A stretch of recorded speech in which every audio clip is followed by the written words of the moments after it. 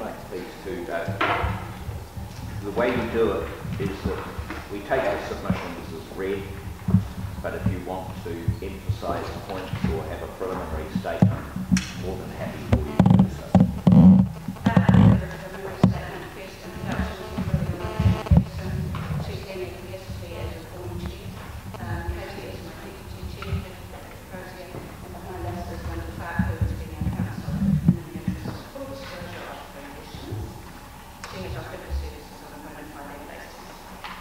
Pro bono. I'm sure that is as well. You all know what I mean.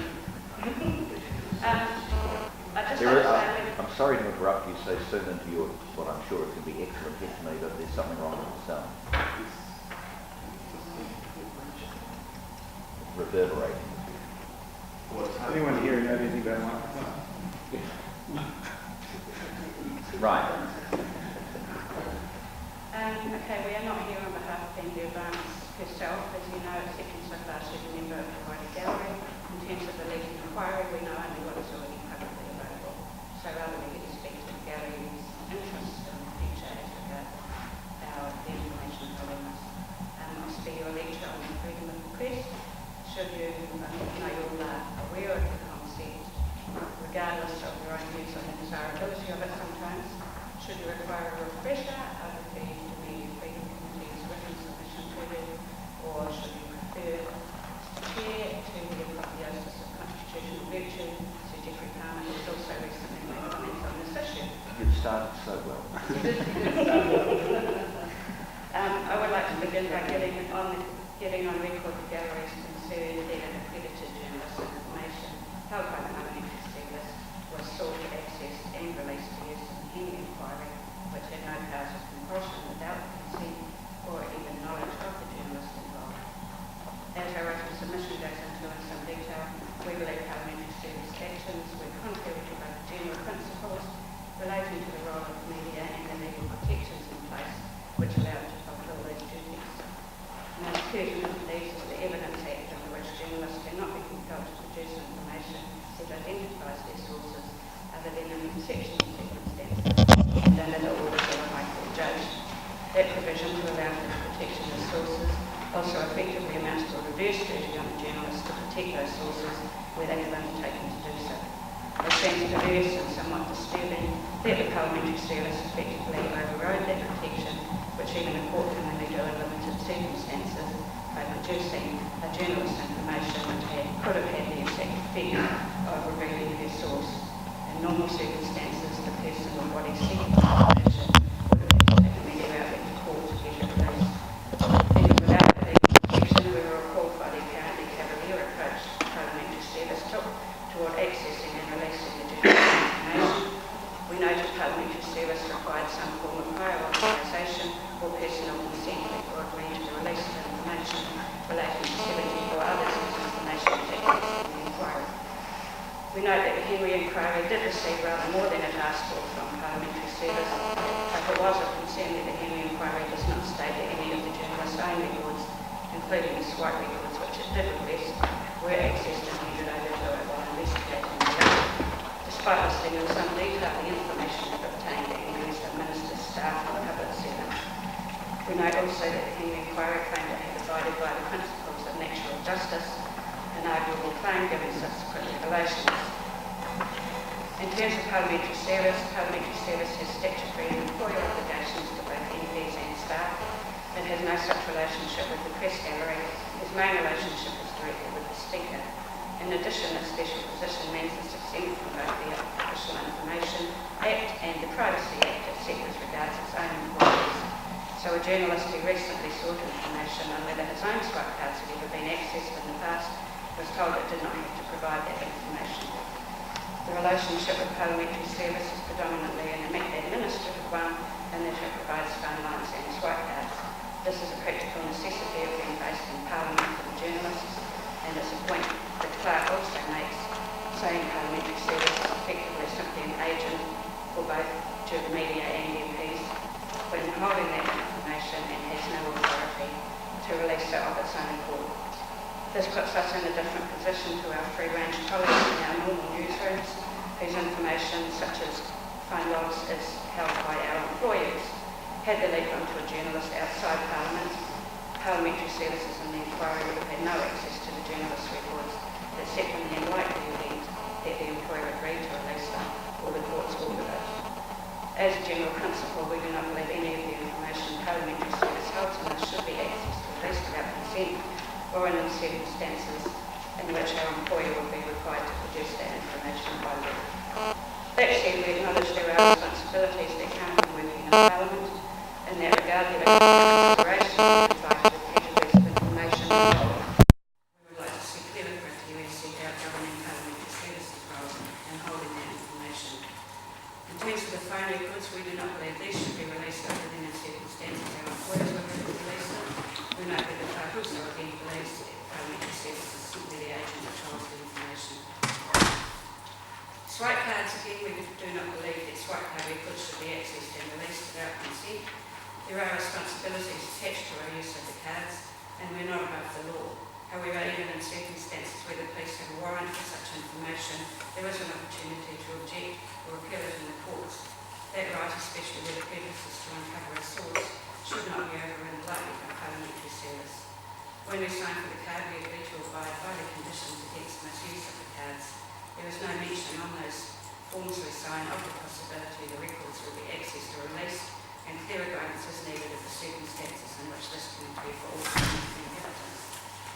It has been argued that the swipe card records were released because it was considered a security incident. We strongly object to Jeff Flynn's decision making on this, which was nothing less than arbitrary. In his evidence, he said there were no precedents for him to act on, but he was aware of previous incidents relating to the press gallery and the press gallery rules. Those incidents were unrelated to the recent incident, and had he read further through the rules, Mr. Thorne would also have seen that he should refer all such matters to the Speaker. We also submit that Andrew Vance had not broken any of those rules. We believe in the process of acting without any precedent to guide him. He has set a dangerous precedent, and we would not like to see it used in future cases. We were also concerned the journalist's full swipe card records for the period when the question were accessed, a situation which could have had ramifications for others, including other MPs, beyond the immediate inquiry. Emails. Press gallery journalists' emails and internet services are provided by our employers rather than Parliamentary Service, so it has no access to our own email logs.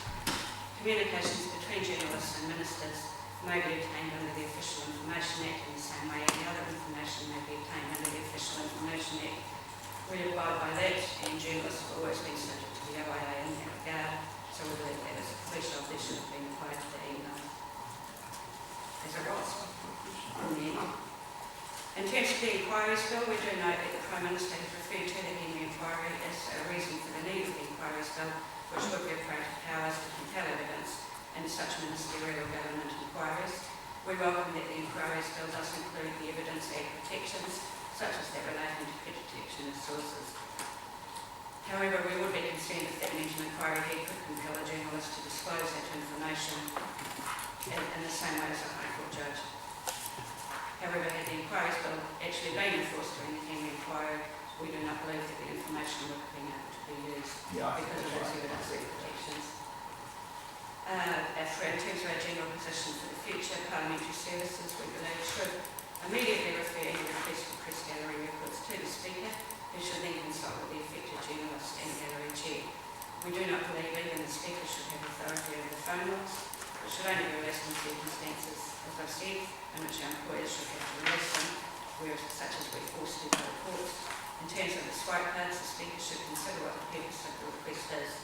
If, like this, it is to use the journalist's own information to try and uncover their source, the request should be refused outright, and the person seeking it held to apply to the courts if they cannot get consent for it. The Speaker should consider the wider legal and constitutional protections that apply to journalists.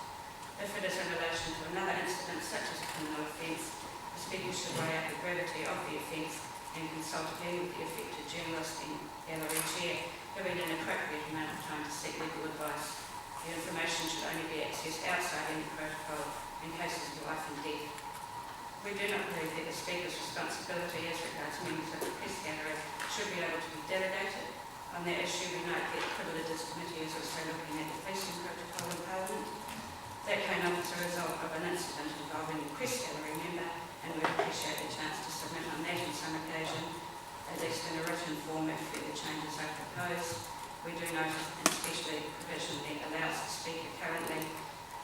cases where the police do want to remove an accredited journalist from somewhere within Parliament's grounds for something short of it and arrest, that they do have to get authorisation from the Speaker, but the Speaker is also allowed to delegate that back to a range of people, including the police themselves. We do not think that delegation is appropriate. This is our issue. Thank you very much, Mr. Brown. How would you categorise the information that Andrew Vance clearly used to publish your article about the GCSE? It was classified as a sensitive document. No, we know that, and that's important. But the info, once she has that information, how do you categorise it? How do you describe it? What is it? You do, I'll tell you why I I'm going. understand your question. I just find it slightly ironic that you say that the parliamentary service can hold records about movements, about protocols, about everything else, quite rightly, but without the permission of the person who that information concerns, they should not be releasing it or publishing it or anything else, because it is personal information to that person. As you just said, this was a classified document, clearly not on the public record, not at that point for public consumption, but was or found its way, or Conti found its way to Andrew Vance. So what is the difference here? Well, it wasn't personal information. I presume whoever did pass it on to her did have the lawful access to it and passed it on to her. I don't know who it came from. But I do know that it wasn't of a classification in the area of national security. I also know that the Henry inquiry makes it quite clear that the onus on protecting, looking, guarding that information is on the person who has original access to it to start with. And to be honest, it was basically just politically inconvenient timing. The Prime Minister himself had said when he was going to release it. That's a supposition, but on the issue though of you just said it was handed to her by someone who lawfully had it. I said I assume it was. Yes. I don't know who handed it to. That's exactly what happened here with the records. So I'm just trying to look out for the differences. There must be something that you can say quite categorically that makes a difference or creates a difference. They're completely different No, they're not. areas of information. They are Can I ones have a for supplement? report. Isn't that the role of the media? A week later. Isn't that the central role of the media? So long as you haven't done anything illegal, you can publish anything you want. Can I ask a Hold on, I'm sure you do, but let's answer the question. If you want. One was a public report which was going to be released within a week.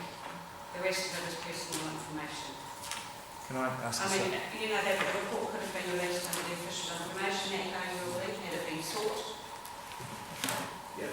So And where no is personal information other right? than So let's personal get to my emails. question. So you characterise it as a scoop on information that was going to be in the public arena. Yes. Although that's interesting that you know, it's a hindsight opinion in some ways.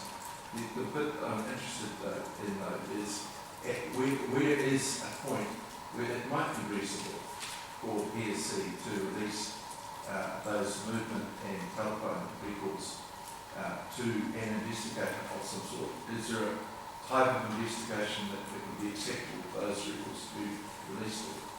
It depends on the circumstances that's related to a journalist protection of the sort. I have I a mean, supplement? if they're required to by the courts, then I would assume they would have to hand it over. But they can't just go willy-nilly go out handing that information out.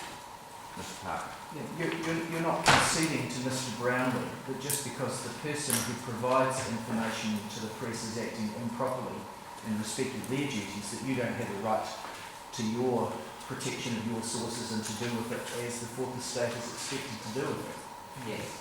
Thank you. There's Because different ways of information. Yeah, Mr. Hipkins. No, I wasn't assuming it was He was asking questions actually. David Packer just asked the question. I beg your pardon? David Packer just asked the question. Okay. Mr. O'Rourke, do you have a question? Well, I just would like to clarify the position that you proposed that requests for information concerning journalists should always be made through the Speaker to you and then you should respond on that directly back to the speaker. Would that cover all forms of information, phone logs, swipe cards, content of emails, and metadata, which includes data relating to journalists, information to or from? It's information they hold on behalf of the journalists. So they wouldn't have the content of our emails unless it was held by an MP or a minister. So in terms of that, we think the OIA should apply in terms of the content of emails, because they don't hold our email logs anyway. In terms of the phone logs and swipe card records, yes, And metadata, anything. it is metadata, phone logs and the Yes. swipe cards, that's all that. So any kind of information is all without exception, you would expect to have to consent to. Yes. Just wanted to make that clear. Mr. Robertson. Just a supplementary on that. Oh, No, sorry. Judy. Mr. Robertson, then Mr. Brown. Well, you gave him a sup first, Jerry. You didn't. Or just spit it out, get on. Yeah. Sorry, thank you very much, Mr. Chair. There's not that many voters, so I didn't think that. No, always seeking the truth. Ask the question.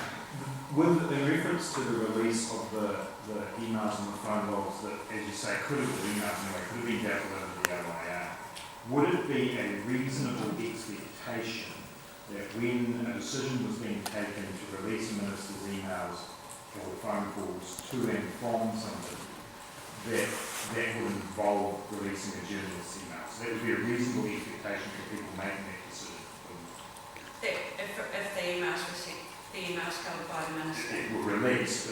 Yes, if they otherwise meet that. And you would expect- emailer.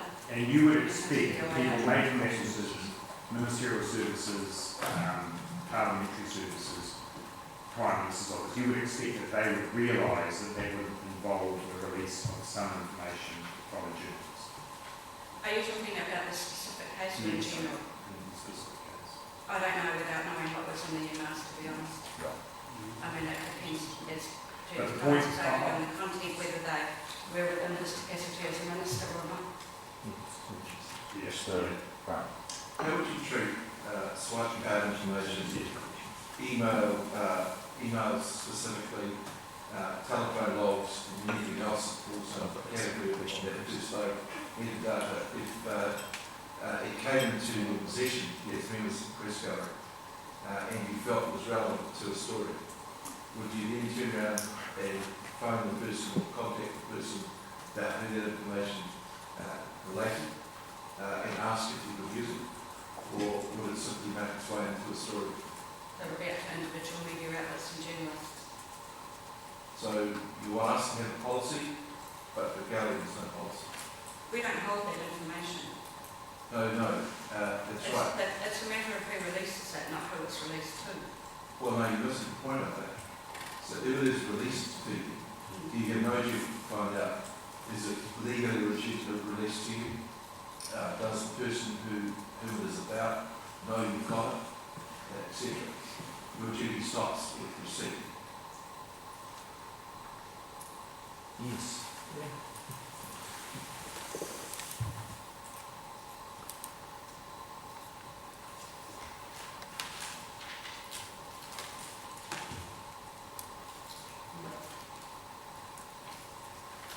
It is illegal. If the information is of public interest, it is our responsibility to cover it.